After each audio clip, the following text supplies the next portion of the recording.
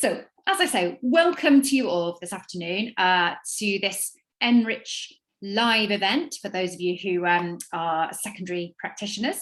My name is Liz Woodham and I'm a member of the NRICH team here in Cambridge, and I'm joined by Claire and by Charlie, who are the secondary team of NRICH, and I'm going to be handing over to them shortly. They're going to be leading the webinar, but just before we do, a couple of little points. We're really grateful to Trinity College here in Cambridge for funding this so that it's free all to you. And as I say, we are recording, and the video will go up on the NRICH site, and we'll give you a link to that at the end of the session so you could share it with colleagues should you wish. So I think Claire and Charlie, I'm going to hand over to you. Okay, thank you. So as Lizzie said, my name is Claire. I work on mainly Key Stage 5 and Key Stage 4 problems for NRICH. And I also work on something called the STEP Support Programme, which you might have come across.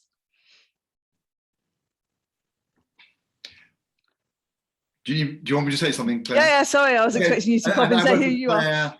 I work on sort of mainly resources for 11 to 16-year-olds. And I sometimes help Claire out with the post-16 work.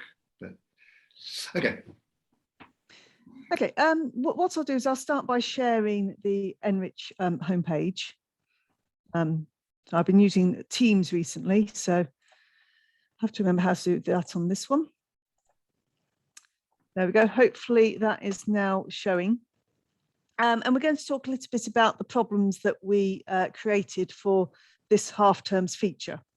So to find the current feature problems, if you look at the top of the page, apologies if you already know this, but at the top of the page, there's some different lozenges.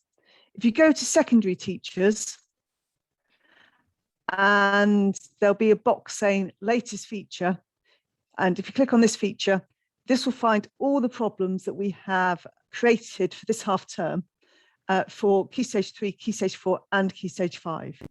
Your students, if they're looking at the problems themselves, they could either go to secondary students, which will find the Key Stage 3, Key Stage 4 problems, or post-16, which will find the Key Stage 5 problems. There's still quite a bit of overlap. So some of the problems we've written, we think work across all 3 key stages. So for this half term, we've looked particularly about problems which are linked to climate change, to coincide with the COP26 conference, which is going on at the moment. And it's a chance to help students develop their sense of carbon numeracy as well as their sense of carbon literacy. So we're trying to put some numbers onto some of the issues related to climate change, and to try and basically ask the question, is this a big number? Is this something, what can we do to help reduce our carbon footprint? You want to unpick, Claire, Yeah. what you mean, what you see as a difference between carbon literacy and carbon numeracy?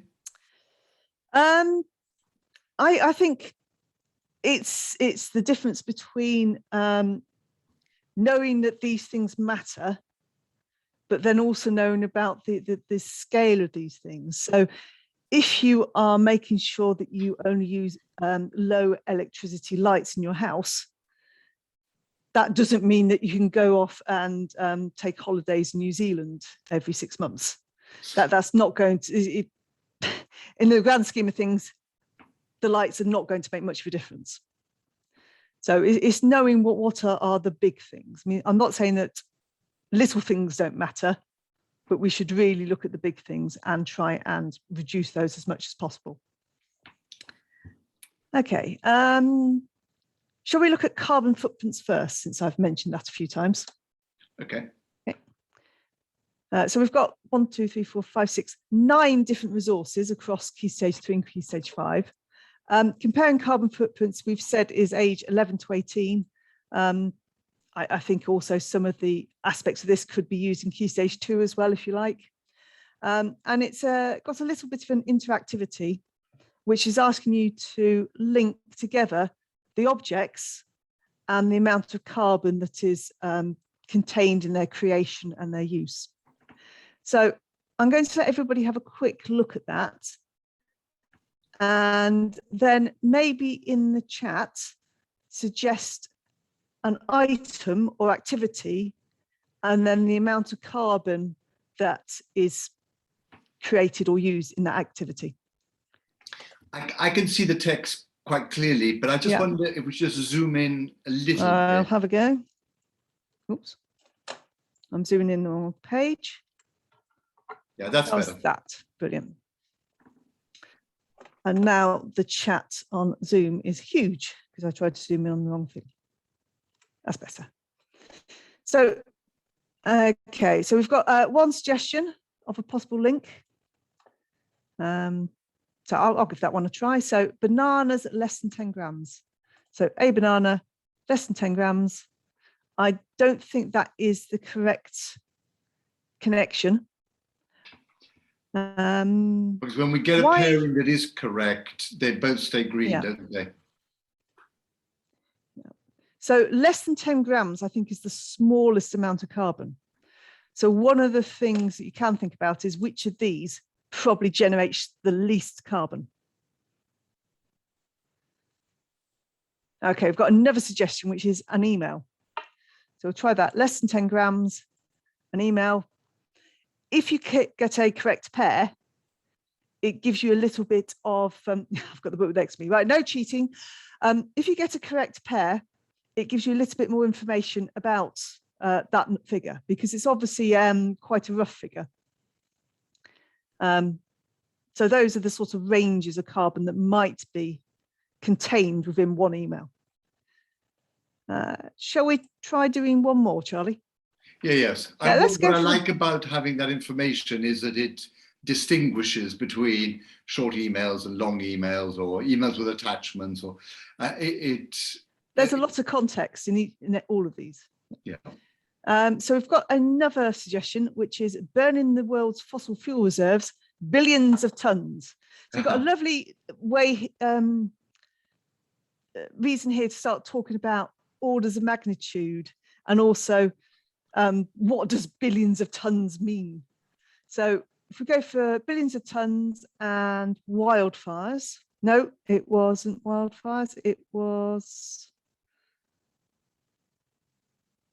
I don't think I've got burning, I don't have burning the world's fossil fuel reserves on mine. What might happen is if you are looking at this on your own computer, you might have a different set of cards. So I'm going to try connecting these two. That was a correct pairing. And then you can see that when you have paired them up correctly, you get different colors. So you can still see how which one linked to which, rather than just going blank. So what's interesting about what's happened so far is that we've had suggestions for the very smallest and the very largest, which are often perhaps the easier ones to do. And if any of you are working with students on this, that seems like a good starting strategy. Yep. So what we'd like you to do now, I'm going to put the link into the chat to go straight to this problem, is if you've got another browser open, you can have a quick play with this yourself. You'll find that everybody gets different cards. So if I refresh this page, I'll get a different set of cards. And we'll give you about 3 minutes, I think, Charlie? Sure. Yes. Yeah. 3 minutes to have a quick play, and then we'll come back and talk a bit more about this problem. Yeah, we might do a new one ourselves here, and everybody can chip in with having had experience of having a go at it on their own. Yeah, I'll wait to do that though.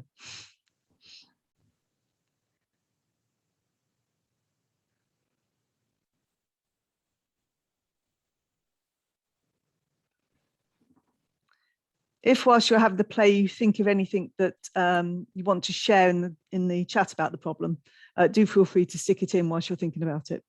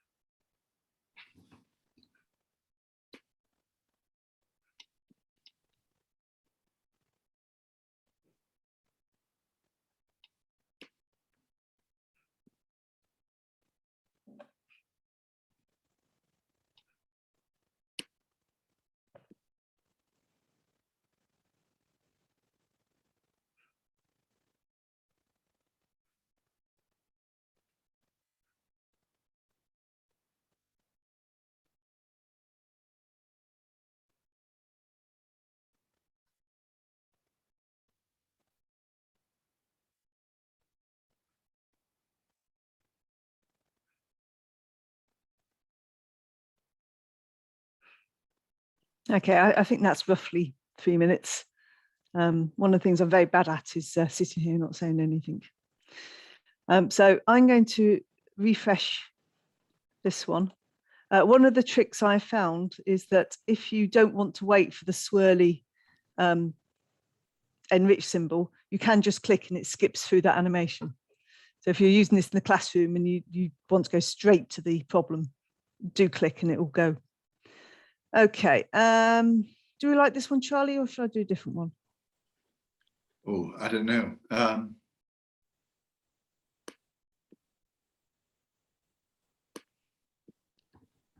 Now let's stay with this one.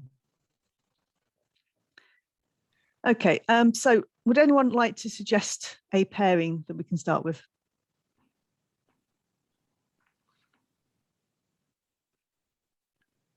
I can see that we've got an email there, which we know from the earlier example. Okay, yeah. An email, less than 10 grams, I think it was.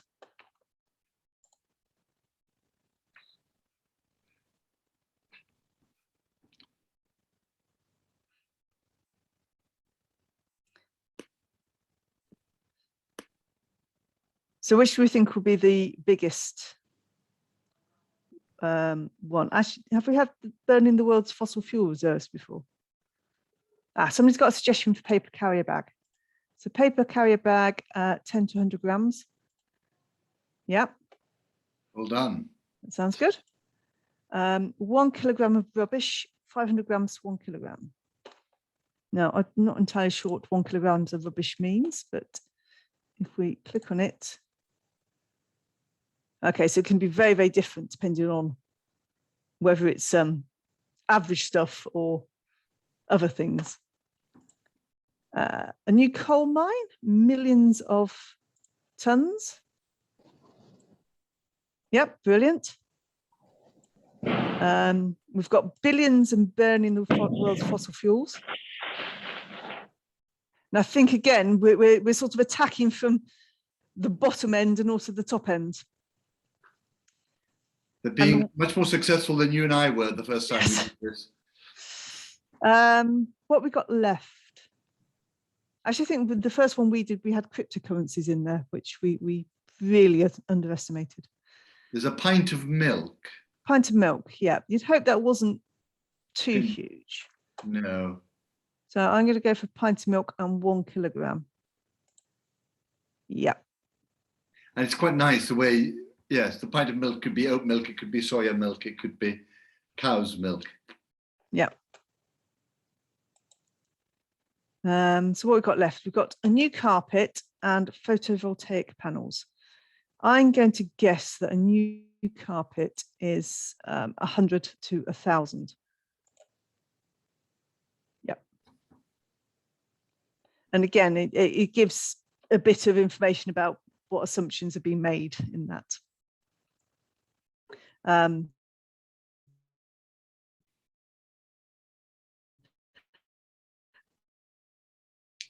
So however, before we started, Claire, you can also discuss with your students. Yeah. Can you hear me? You said before we started. Yes, I can hear you. Yeah, before we started, we were talking about what is our target footprint, or what we're being recommended as our target footprint for a year if we're going to avoid going up higher than 1.5 degrees Celsius from pre-industrial. And we thought it was about 5 tons, didn't we? Yes, I think that's the target I've thought of. I'd heard of. Yes. So we can look again at the carbon footprint of, so the new carpet can be quite high in terms of CO2 emissions.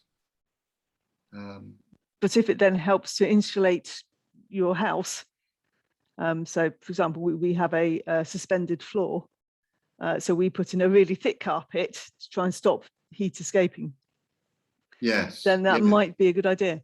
Yes. I'll just click the last two together, just so that we have completeness. Okay, thinking about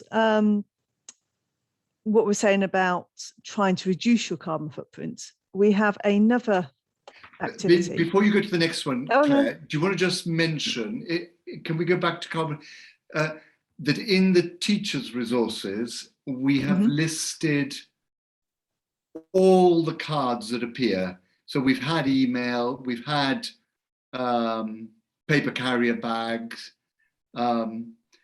we've had banana. So you were mentioning that every time you refresh, you get another collection of cards. So they're being randomly produced. And I think,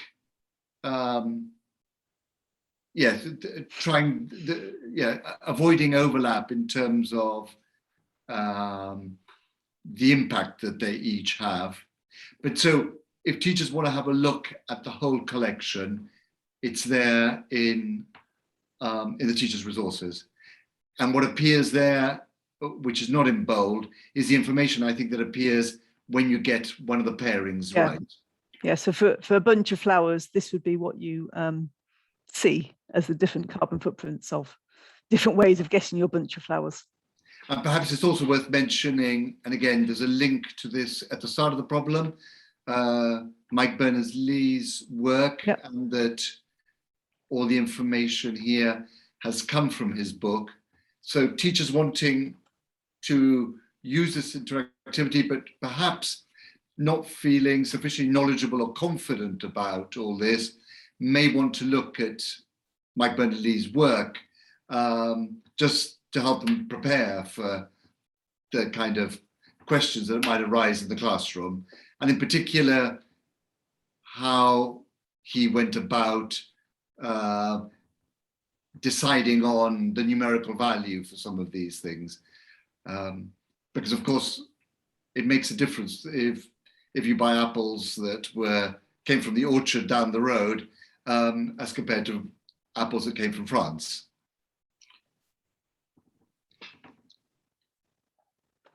Okay, I'll just go back to the current feature. So I'll go back through secondary teachers, this feature. And for a slightly more positive spin on things, this interactivity is trying to get you to think about what you could do in order to save carbon.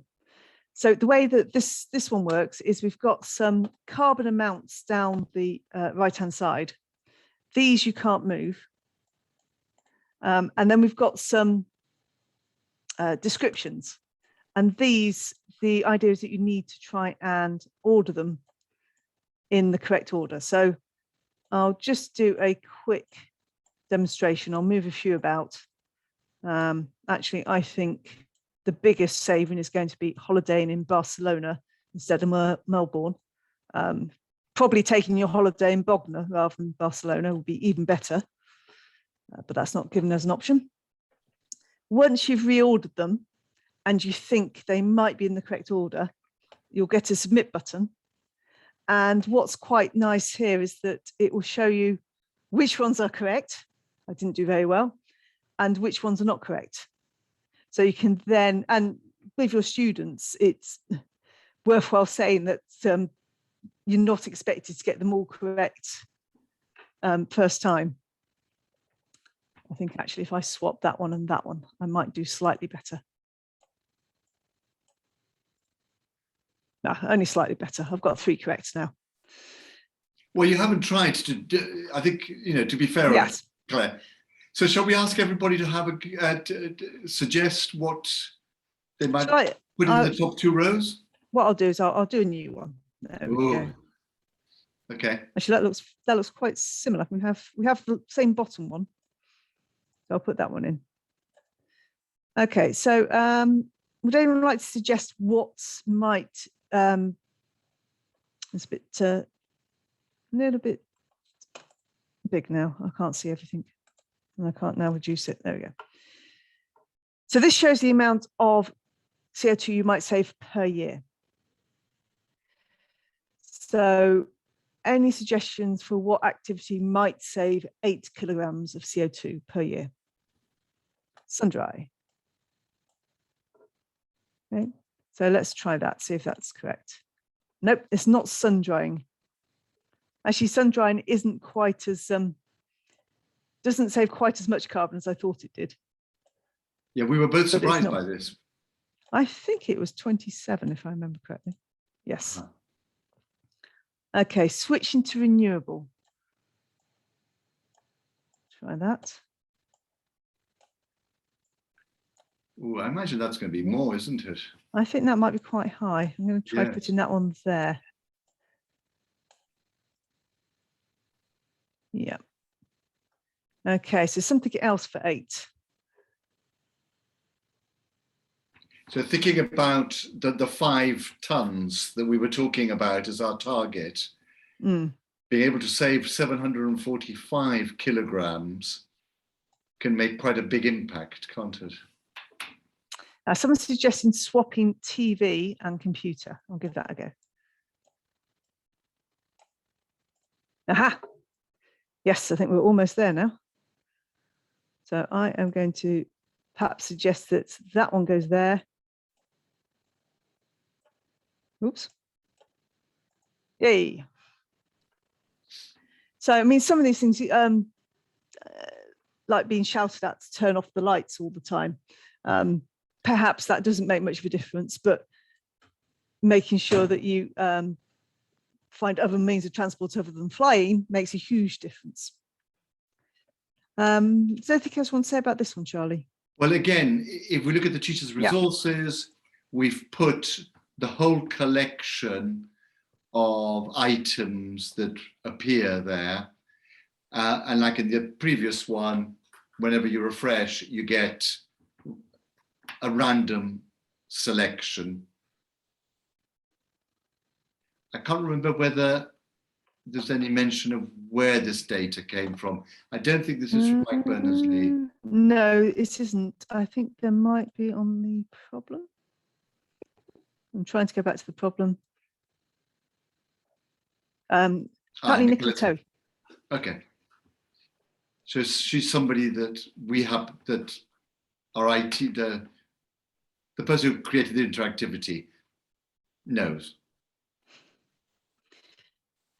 Okay, let's go for one more carbon saving problem.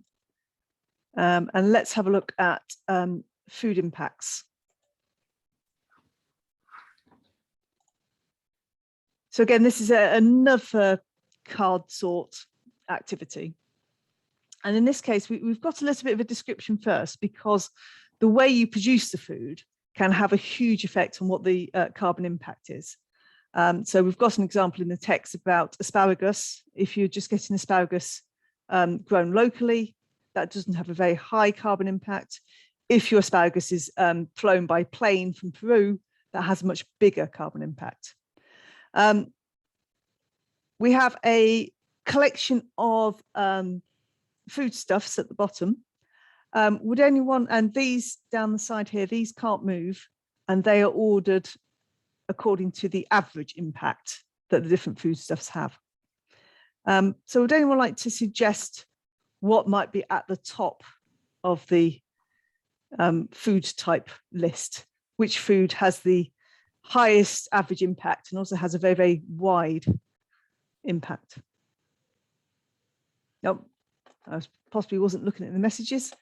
Yeah, we've got a couple of people suggesting beef. I think that's also been covered with the, in context with COP26, there have been lots of reports about how they perhaps shouldn't have been eating beef burgers, which I think was one of the things on their menu.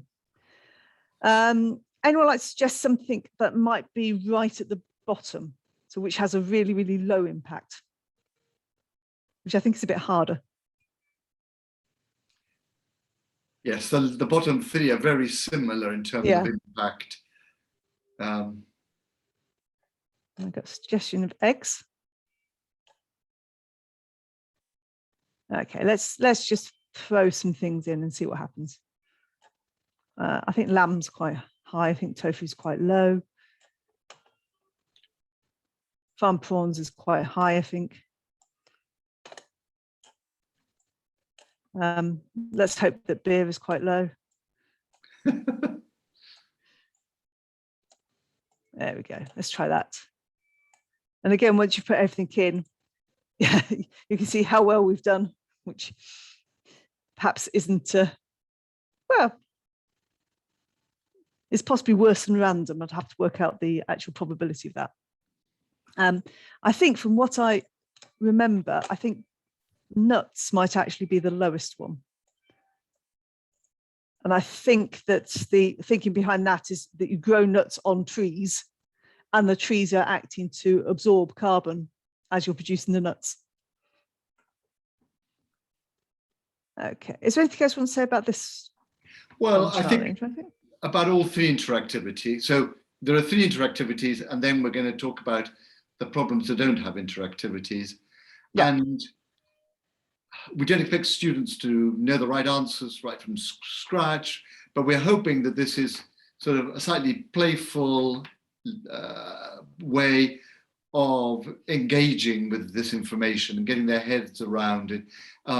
It's what Claire was talking about earlier, about the carbon literacy, carbon numeracy, beginning to appreciate which things have a high impact and which don't, what people can do, what we can do in our private lives, and what maybe we need to encourage politicians to do, and begin to understand what these numbers mean.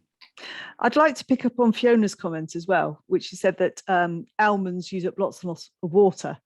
This is only looking at the carbon emissions or greenhouse emissions per serving, so that it's not actually taking into account how much water might be needed to produce the nuts.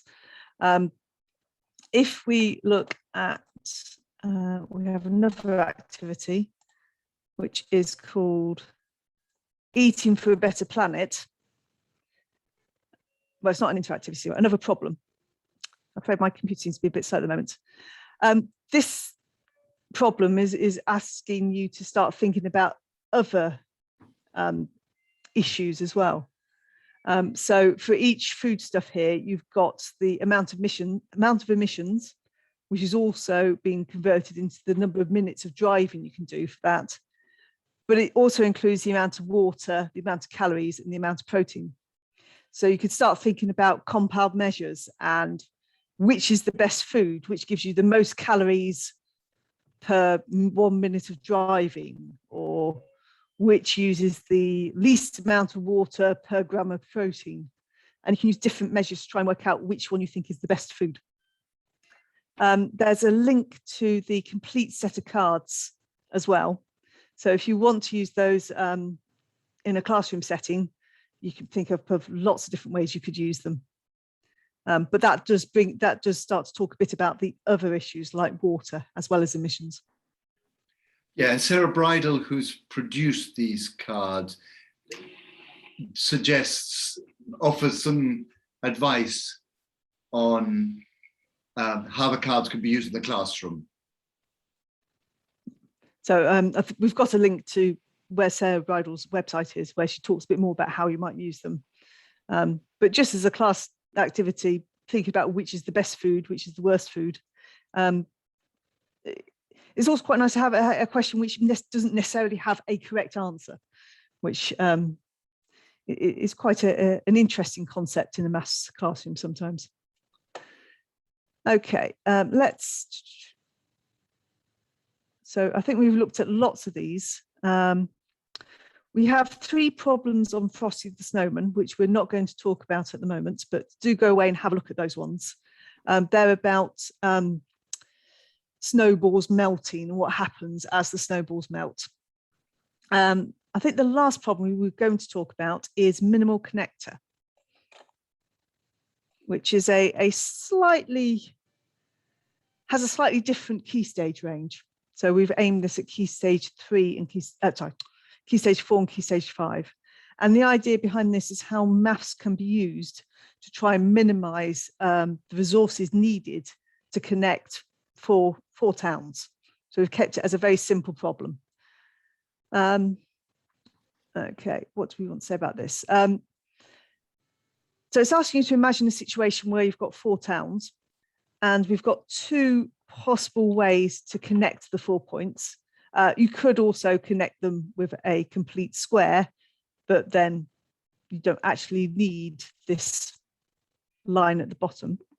Can anyone think of put in the chat a suggestion for another way of connecting the 4 towns, which would need an even shorter amount of pipe or wire to connect them? Just to clarify, yeah, the towns are sort of 10 kilometers apart. Oh yeah. So the 3 lines in the diagram on the left add up to 30 kilometers, whereas we've got 2 lots of 10 on the right hand side, and then we've got the diagonal of the square. So try and write these on top. Part of that, that's not the right pen, that was an actual pen. So this is 10 kilometers, this is 10, this is 10. So we've got a total of 30. Here, this is 10, this is 10, this is 10 root 2, which is about 14-ish. So the total here is about 34-ish.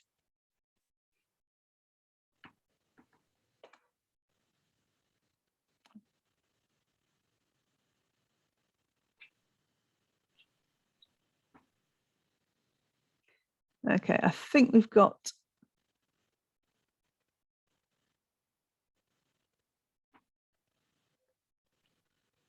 some people are suggesting 2 diagonals. Yep.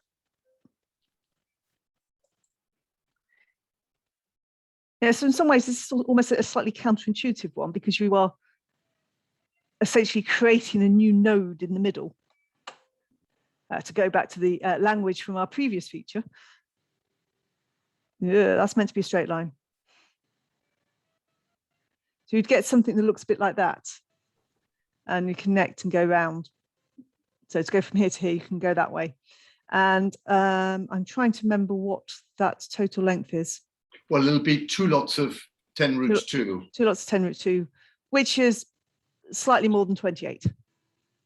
But it's also less than 30. So that's the best one so far.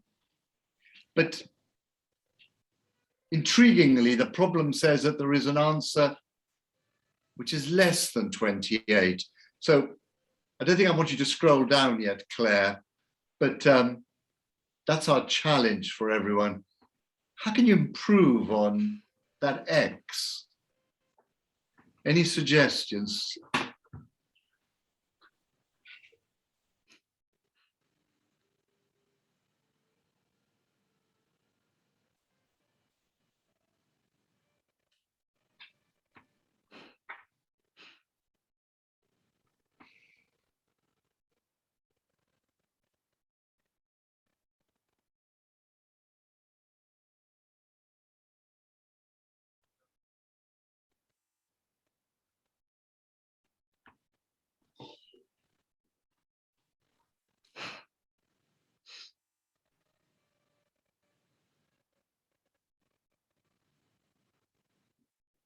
There are some nice suggestions coming in.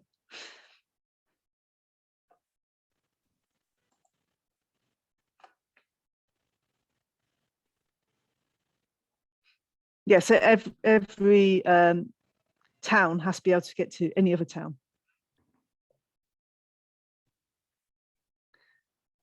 So I think somebody suggested a K, which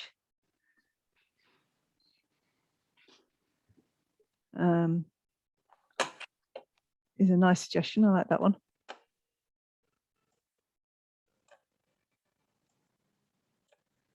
So something like that.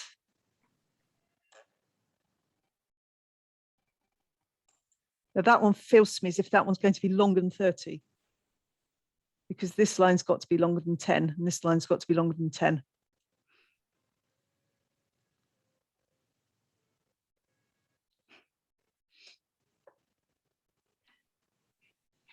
I think Karen's iPhone was thinking the same thing that I was. Well, I assume it's Karen, not her iPhone, who's thinking it. But So do you want to draw how you're interpreting Karen's suggestion? Yeah, I will just try and I'll just clear all those. So Karen's suggestion, up above in the chat, she's mentioned soap bubbles, which is how I was thinking about it. And then we've also got a other comment, which is 2 extra nodes in the middle. So if we, instead of just having the 1 extra node directly in the middle, I'm going to draw mine in a slightly different orientation to what Karen's put in the chat. I'm going to put my 2 nodes vertically above each other. And then it's just a 90-degree rotation of what Karen's done. And then we can connect like this. So if anyone's seen soap bubbles being made from using a cube, so if you imagine getting some pipe cleaners into a cube shape and dipping it into soapy water, then when you pull it out, the soap bubbles try to minimize the actual surface area, and they form a shape which is a little bit like this one. And I think later on we've actually linked to that idea so people can go and play with that at home. And this is actually the type of connection that we went on to actually talk about. Oh, somebody's mentioned a beehive now as well. So interesting, those two ideas were precisely the 2 ideas that Charlie and I had. So Charlie thought about honeycombs and thought hexagons might be helpful. So basically having an idea a bit like this. Now, it actually turns out these aren't regular hexagons, but if you do a little bit of trigonometry. And there was some nice maths convincing myself that that wasn't a hexagon. Yeah. And I was doing sort of back of the envelope kind of diagrams when I first saw this problem. And I originally had this sort of beehive hexagon, tessellation of hexagons in mind. And then when I drew what Claire's annotating, I then realized that actually this was not a tessellation of hexagons, or not a tessellation of regular hexagons. Yeah.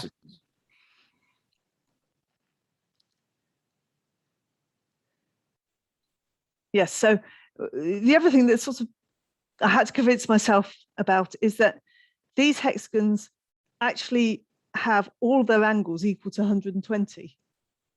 But that doesn't mean that it has to be a regular hexagon, which is something I've never really thought about before. But if you imagine 3 lines, which this is 120 and this is 120, excuse the very, very, very bad picture here.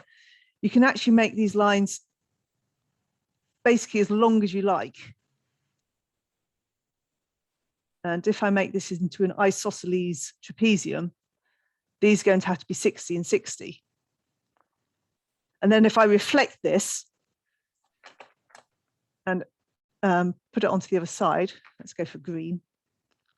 So this is a reflection. I've then got this hexagon, which has got 120-degree angles everywhere, but is not a regular hexagon. And that was quite a nice realization as we were working through the problem. I'm just going to erase that. Get that out of the way. So if students have met some trigonometry, they can then go on and work out what the actual minimum connection is.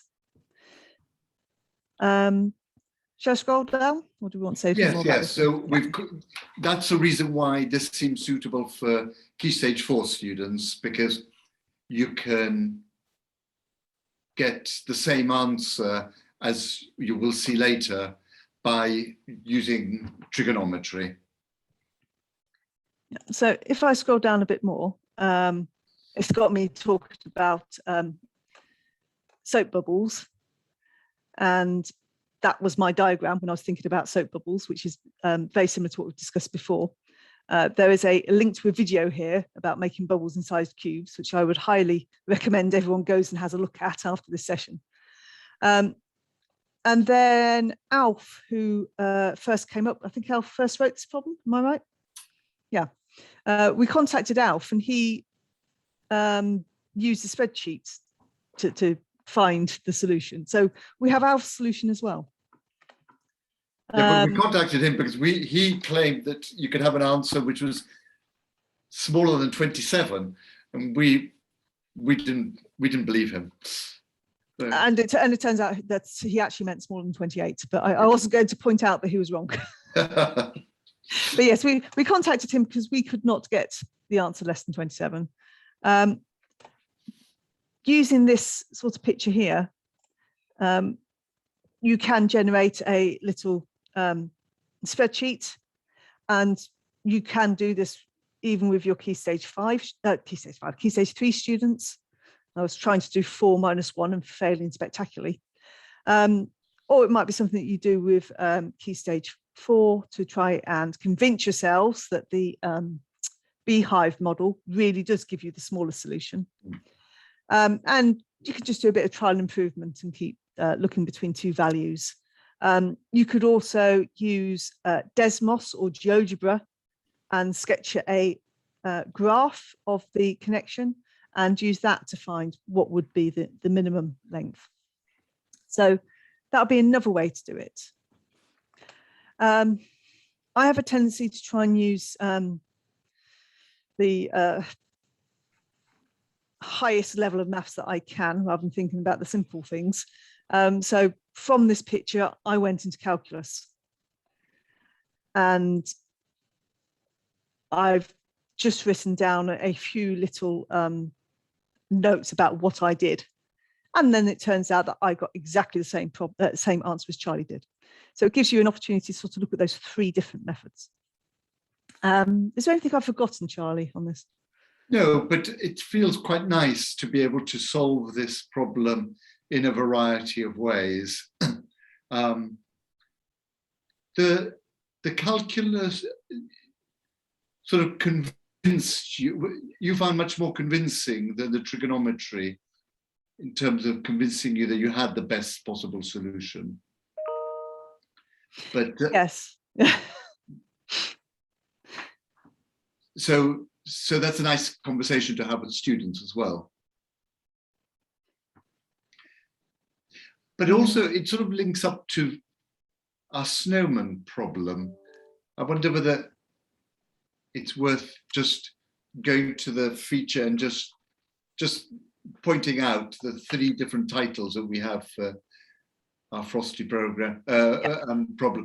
Because we've got Frosty's melting for 14 to 16-year-olds, and then a slightly differently worded problem for Frosty the Snowman, and then Frosty sort of melts and becomes a puddle. And again, it's the same kind of context, but students could use different, slightly more sophisticated maths to answer the Key Stage 5 question. Yeah, so the original problem is the one that's just called Frosty the Snowman. And this is adapted from a STEP question. And it's talking about how the volume of snow decreases, the amount of volume of snow that melts is proportional to the surface area, which sort of makes sense. So the sun is hitting all the surface and it's all coming in a bit. And you can use that to get a differential equation, which you can then solve. When I shared this problem with Charlie, he realized that this meant that the radius is decreasing at the same rate. And so we used that to create a Key Stage 4 problem, which is exactly the same setup, but instead we are saying that the radius is decreasing by the same amount each time step. So it gives you a different way of approaching the same question. Now, is there anything else we want to say about Frosty? Have I disappeared again? No, Claire, No, I no. can hear you. I can hear you very loud and clear. Okay, That's Charlie is frozen now. Charlie.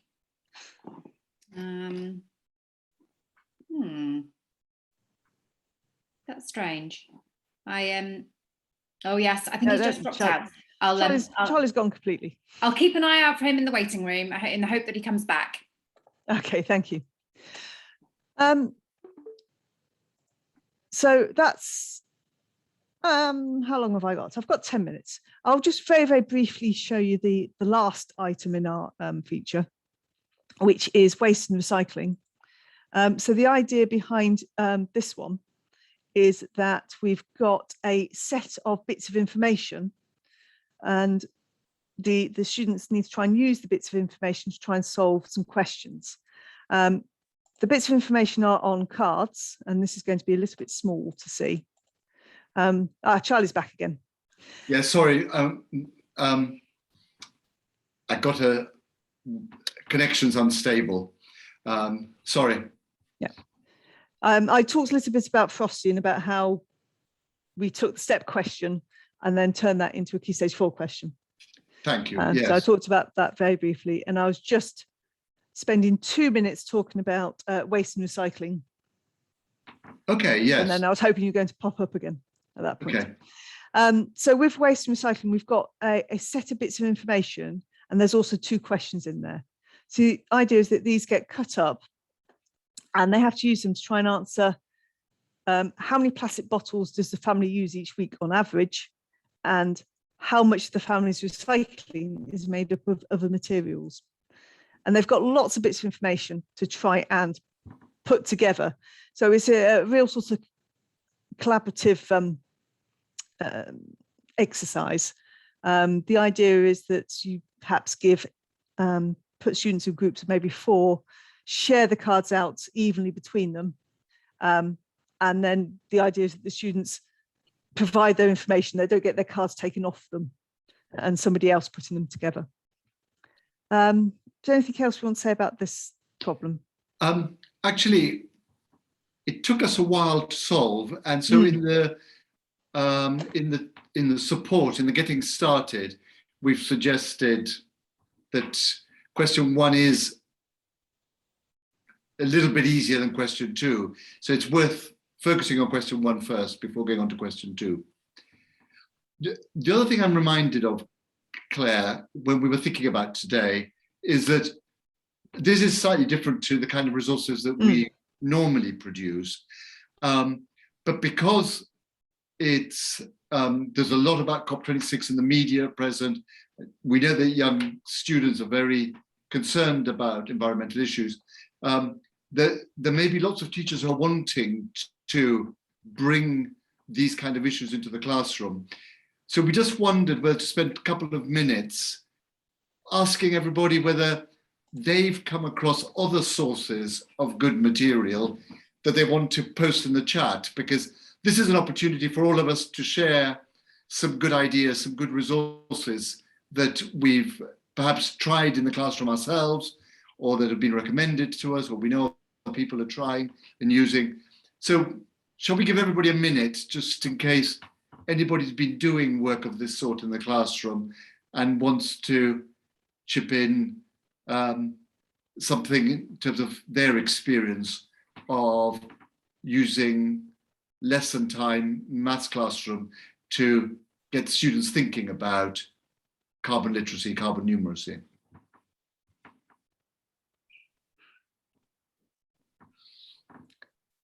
And what we can do is if we have links to other resources, we can link to them ourselves from our pages so that other teachers can find them as well. And if you'd rather, you can email us suggestions.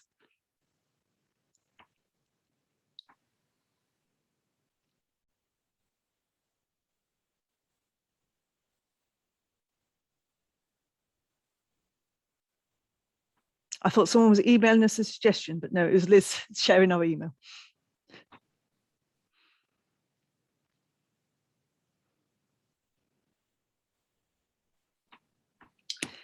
So one of the things I will share is that we've got also a link in in the secondary teachers and also in the post-16 feature, we have a link to some PLUS articles. So PLUS is a site that does lots of resources for post-16 students. So these are ones that I would only share with Key Stage 5, possibly some Key Stage 4 as well. And they've put together all of their climate change articles. So I'm not quite sure how easy Climate Modelling Made Easy is, but it might be worthwhile having a read or pinpointing some of your sixth form students too.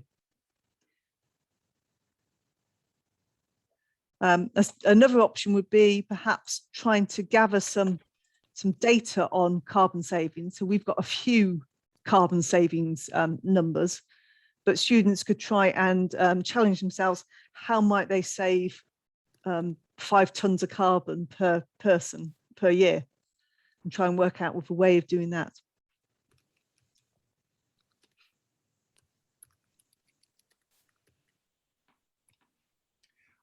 I've added the link that Sylvia Knight sent us.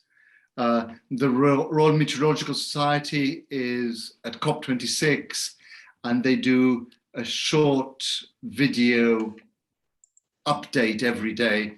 And they were hoping the teachers might use this sort of during registration, during tutor time, or perhaps at the beginning of a lesson.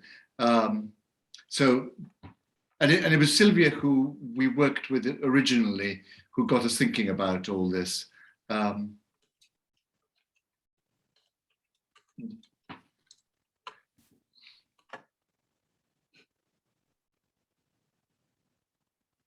I like the idea of Fiona's PowerPoint game as well. That sounds really nice. Yes, being able to compare it to something. And I think that's why Sarah Bridle has done it in terms of how many minutes driving. Yeah. And doing this is the same as half an hour in the car, or doing this is the same as 2 minutes in the car. Being able to compare it to something very concrete seems really useful.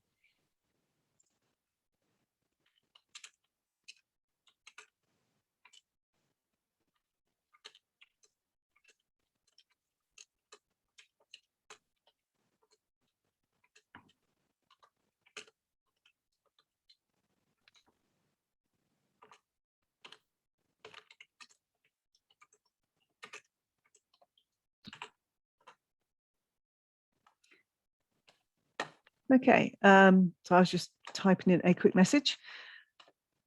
The only other thing I think that's a good thing to do is just to remind everybody of some of the things that we have on the secondary teacher homepage. So as well as links to our latest feature, we also have links to our previous features. So our last feature was networks, and then we've had features on planning strategically and properties and numbers. And everything that we've done is saved here. And there'll be a group of problems along a similar sort of theme. If you're looking for something a bit more related to a topic, we do have the secondary and post-16 curriculum maps. So you might be teaching fractions to Key Stage 3, and we've linked some of our favourite resources to where you can find problems linked to that. I'm just going to reply to this email.